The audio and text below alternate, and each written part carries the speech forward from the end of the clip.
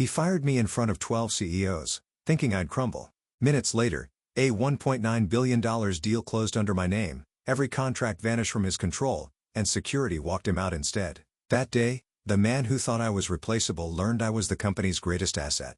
The words landed like a slap in the hushed elegance of the Windsor suite.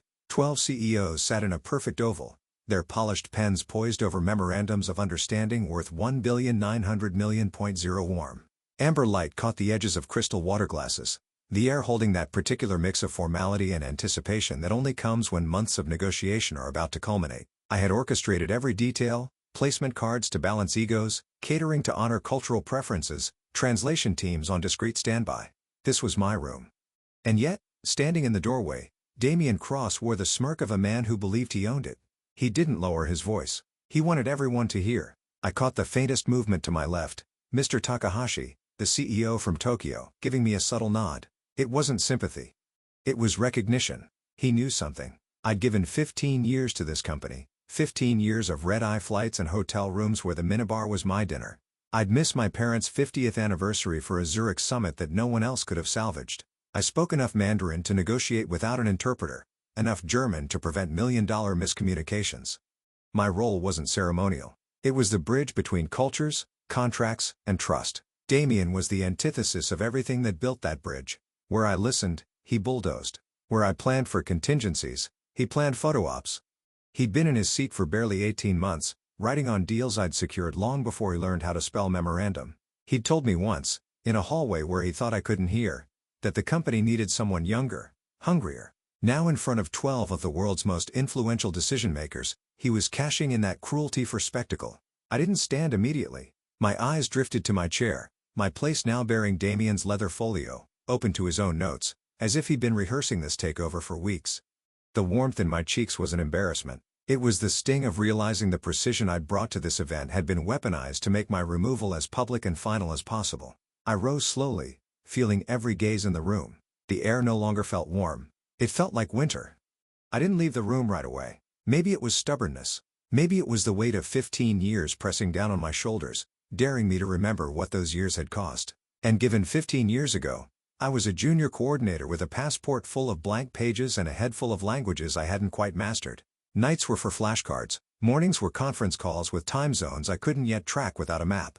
By my third year, I could shift from English to Mandarin to German in the span of a single conversation, catching nuances that saved contracts from collapsing under cultural misunderstandings. Deals were my lifeblood, not the flashy kind with ribbon-cutting ceremonies and champagne flutes, but the hard-earned ones. The 23-hour negotiation in Shanghai that ended with a handshake just minutes before the deadline. The Zurich summit that pulled me from my own 20th wedding anniversary because there was no one else the Swiss team trusted to read the final draft. My marriage didn't survive the years of airports and boardrooms.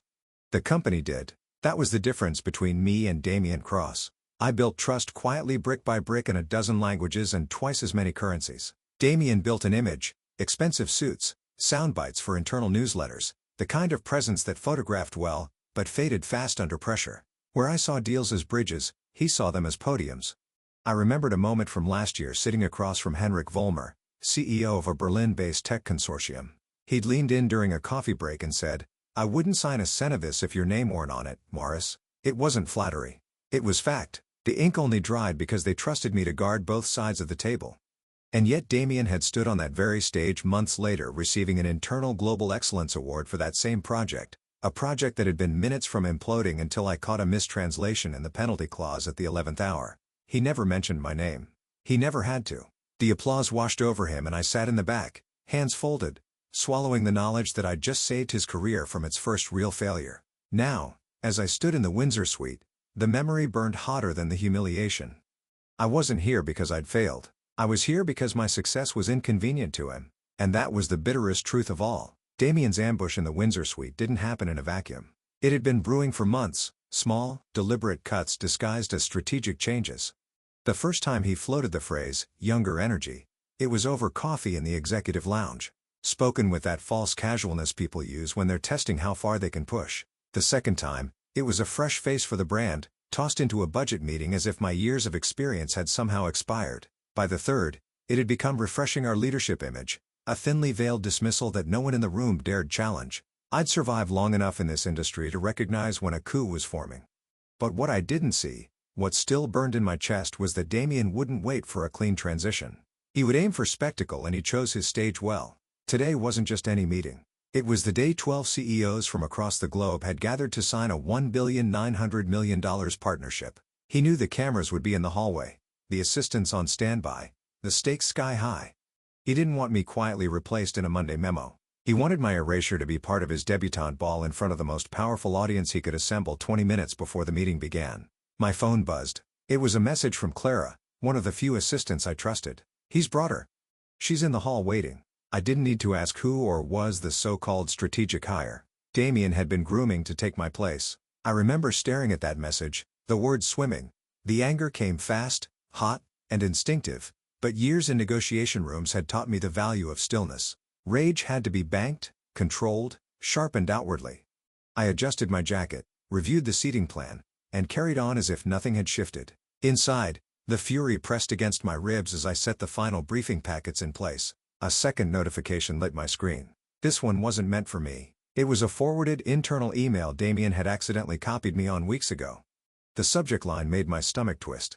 Photo capture, leadership refresh, Windsor event. The body detailed where the photographer should stand to get the best wide shot of the incoming lead, replacing the outgoing me. I'd read a lot of cynical plays in my career, but this was textbook humiliation choreography. He wanted my removal documented, packaged, and circulated as proof of his visionary leadership. In that moment, the helplessness was almost physical. There was nothing I could do to stop him from walking into that room and staging his power grab. But under the weight of that fury, I clung to a colder truth. He was walking straight into a trap he didn't know existed, and all I had to do was let him. I had known for a long time that Damien would try something.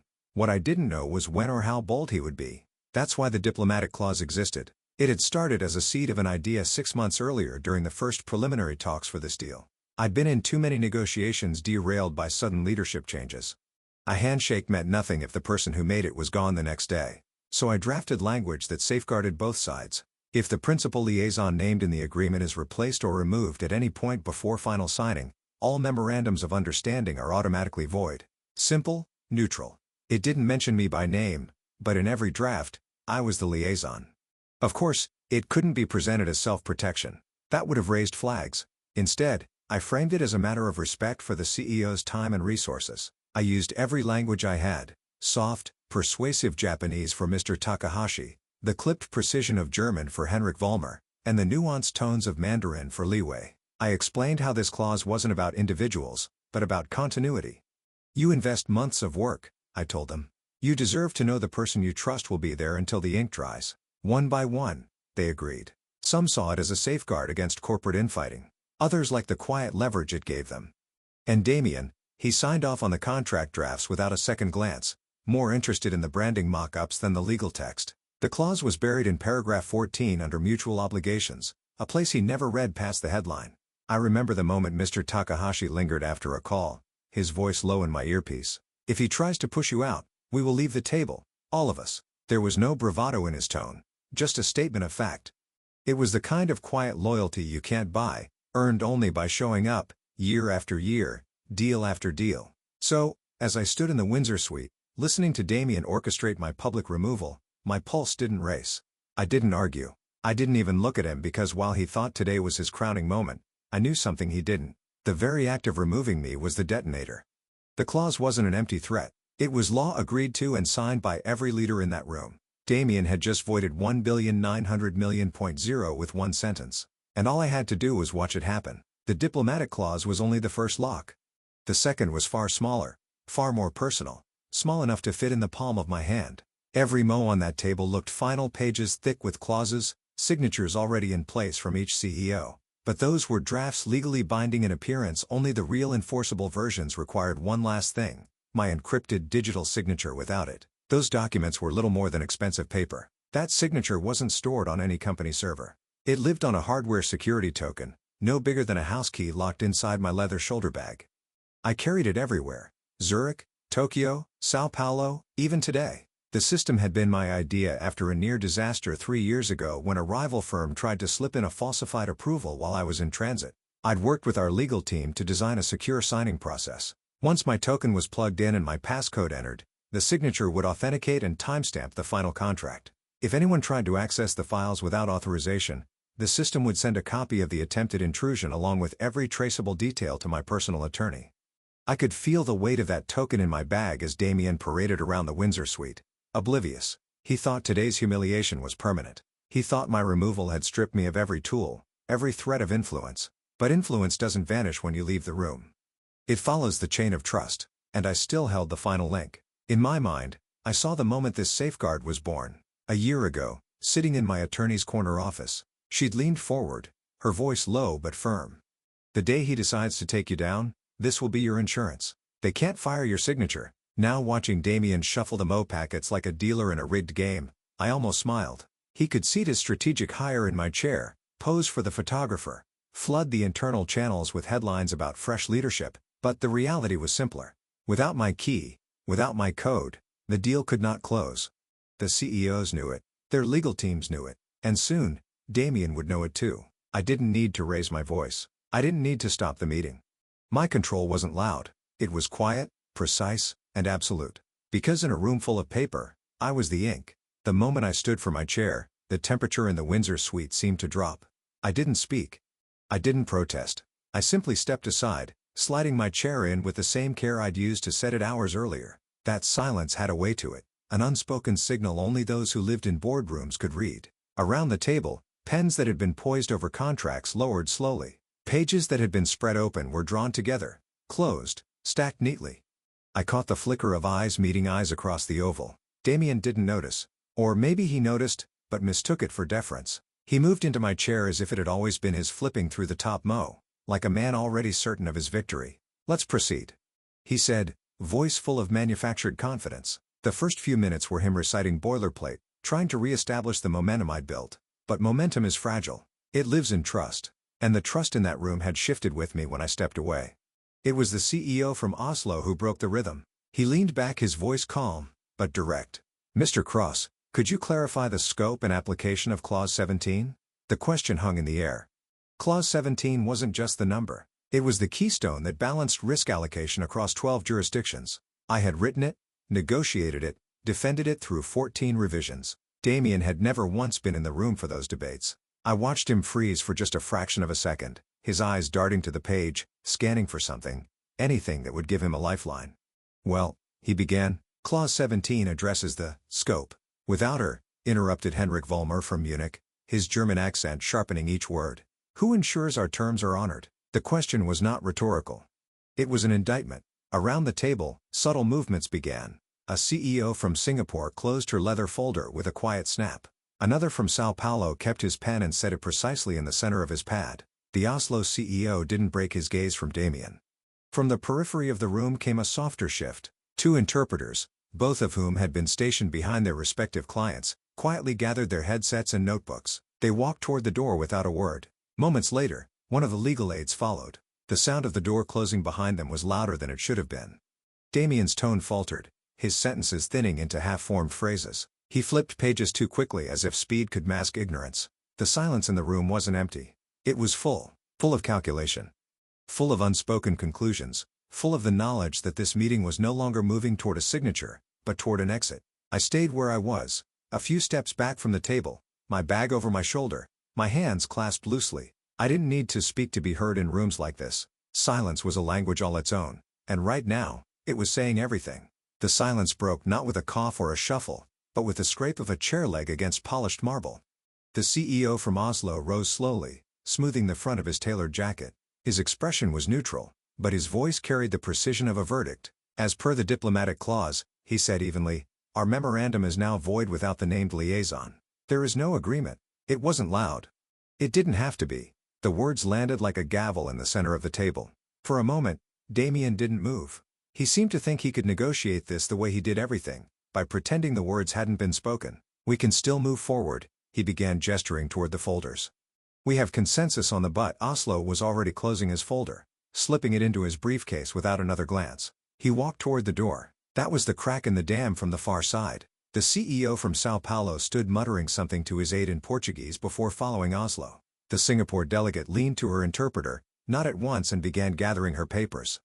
Damien's voice rose, a brittle edge creeping in. "If we could all just, please, sit down. We can resolve any concerns. They didn't even look at him. I stayed still, hands folded loosely in front of me, my bag resting against my hip. This was not my fight to win anymore. I had already won the moment Damien removed me. Now, I was simply watching the inevitable play out. Henrik Vollmer from Munich moved next. He walked the length of the table. His hand extended, not to Damien, but to me. His grip was firm, steady. "You were always the deal," he said quietly, his eyes locking with mine for a beat before he released my hand and turned toward the door. It was an affirmation, not just of my work, but of the years of trust built across continents, and Damien heard it. I could see the way his jaw tightened, the flicker of something, anger, maybe panic behind his eyes.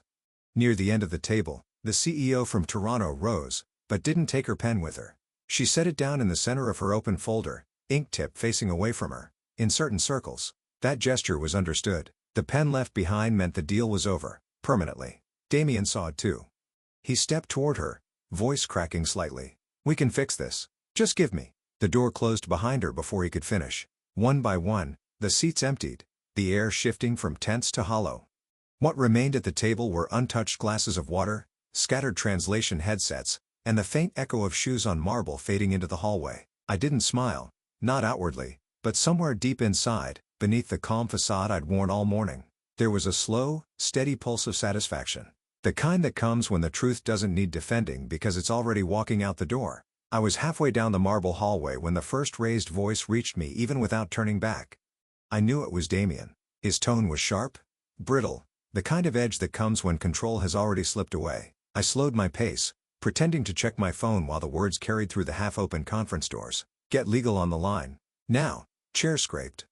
Someone fumbled with the speakerphone for my position just beyond the threshold. I could hear the clipped voice of our chief counsel through the crack. "Damien, without the named liaison's participation at final signing, Clause 14 voids all modes, and without her encrypted signature, the system will not authenticate the contracts." There was a pause long enough for me to picture the look on his face. Then his reply, low and strained, "Will override it." "You can't." The lawyer said it's hard-coded. Even attempting to bypass would trigger legal alerts. Silence. Then the faint click of a laptop opening, followed by a groan I recognized instantly. He must have been staring at the message I'd known would be there. "Final signature missing. Contract invalid." I took a slow breath. This was the part of the game I never had to play out loud. The next sound was an email notification ping sharper than the rest. I didn't need to see it to know it was bad. My gut told me so. A moment later, one of the junior staff emerged, phone in hand, whispering to another as they hurried past me. The words floated back in fragments.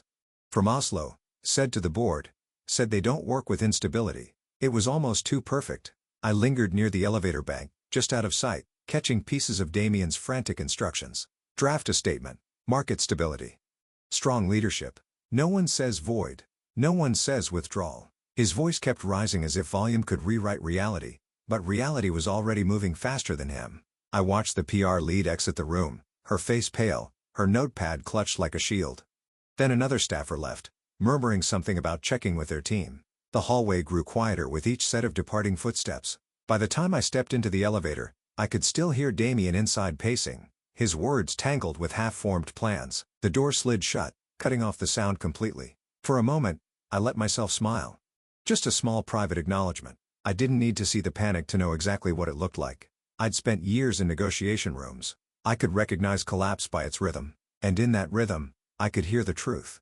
He hadn't just lost the deal. He'd handed it to me. The cold air outside the building felt sharper than I expected, cutting through the adrenaline that had carried me out of the Windsor suite. I walked slowly down the granite steps, each one a little lighter than the last.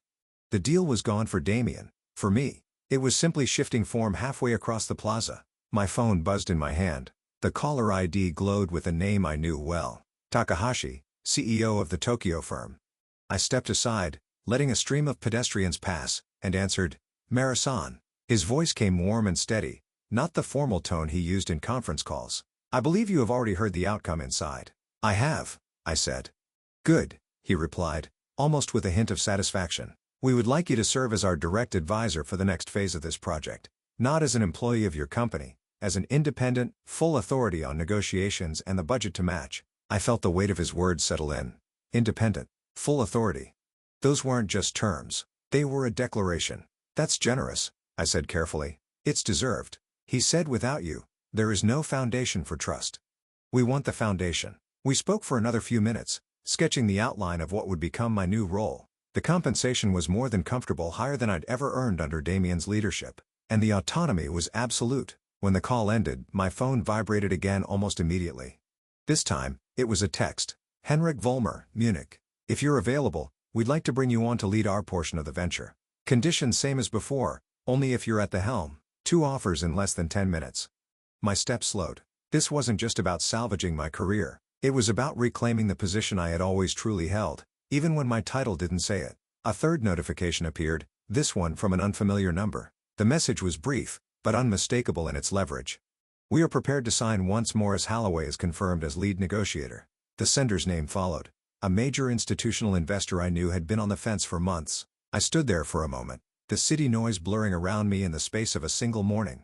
Damien had managed to lose the confidence of the global boardroom while I had been handed the keys to it.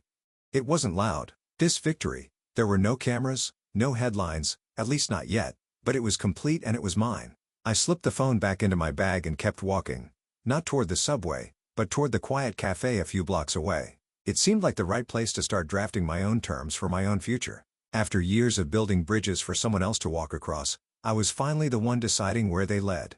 And this time, I wasn't letting anyone else hold the map. The sunlight streaming through the tall windows felt different here, warmer somehow. As if it were shining on a chapter I'd fought too long to reach. My new office wasn't extravagant, but every inch of it was mine. The desk was uncluttered, my leather notebook open to fresh pages, and my laptop sat ready displaying the draft contract for the international venture I was now leading for the first time in years. I wasn't bracing for someone to knock and pull me into a fight I hadn't started. Today, I was the one calling the meetings. A soft knock broke my thoughts. When the door opened, it wasn't an assistant. It was Henrik Vollmer, the CEO from Munich. He stepped in with the same measured confidence I'd seen in boardrooms, but his expression carried something I'd never seen before. Personal respect. Maoris, he said, placing a folder on my desk. This is the finalized MO for the joint venture. We've all signed. Yours is the last signature. I opened it slowly, and there it was. My name printed cleanly at the top of the leadership page, not buried in footnotes or legal acknowledgments, but standing in bold under the title Chief Negotiation Advisor. This time, there was no one to override it, no hidden agenda waiting to erase it. I stood walking with him into the adjacent conference room. The chair at the head of the table was larger than the one in the Windsor suite. When I sat down, I couldn't help but remember the sharp scrape of my old chair being taken from me that day. The difference now was undeniable. This table was longer, the view broader, and the faces around it, more CEOs than had ever gathered in that room, were here because they wanted me here. As the conversation began, my hand brushed something at the corner of the table. I looked down to see a sleek, black Mont Blanc pen. Recognition hit immediately. It was the one Henrik had left behind on the Windsor suite table as a quiet symbol that the deal was over without me. Thought you should have it, Henrik said quietly, leaning closer so only I could hear. It belongs to the person who kept the deal honest. I turned the pen in my hand, feeling the weight of it, not in grams, but in years. Years of flights, negotiations, sacrifices, and quiet endurance. Years where the victories had always belonged to someone else in the press releases. Until now, when it came time to sign. The room was still, no camera flashes, no staged applause, just the sound of pen on paper, anchoring my role in ink no one could remove. I kept the pen, setting it gently on the table in front of me. For the first time, the victory wasn't about proving Damien wrong. It was about proving myself right all along. And as I looked around the room, I knew this wasn't just a full circle. It was a larger circle, one I had drawn myself.